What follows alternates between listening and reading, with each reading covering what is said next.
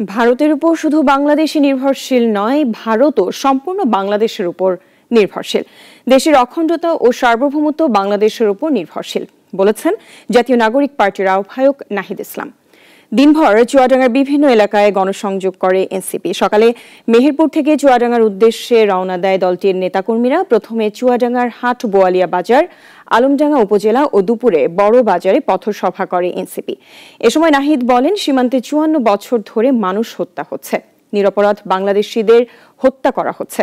BSF সীমান্তরক্ষী বাহিনী নয়, খুনি বাহিনীতে পরিণত হয়েছে।